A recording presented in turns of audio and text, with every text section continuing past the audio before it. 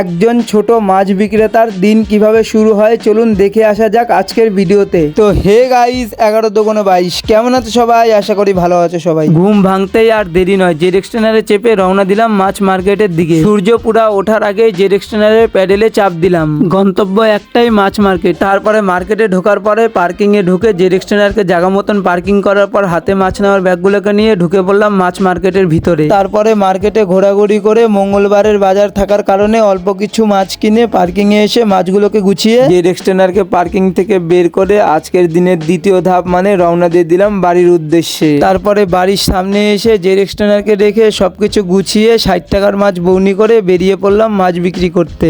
আর আজকে আমি টোটাল মাছ কিনে নিয়ে এসেছিলাম 12 কিলো, যার দাম পড়েছিল 2260 টাকা, যার মধ্যে ছিল 3.5 কেজি ট্যাংরা মাছ, 4.5 কেজি চিংড়ি মাছ আর 5 কেজি গুড়া মাছ। তারপরে পাড়ায় পাড়ায় গিয়ে ঘুরে ঘুরে কোথাও 70 টাকার, কোথাও 20 টাকার, কোথাও 40 টাকার, কোথাও 100 টাকার, কোথাও 50 টাকার, এইভাবে করে মাছ বিক্রি করতে করতে মাসিমা ভাই খুব ভালো মাছ দেয়। বন্ধুরা সবাই ভাইয়ের কাছ থেকে মাছ নিবা, খুব ভালো মাছ দেয় ভাই।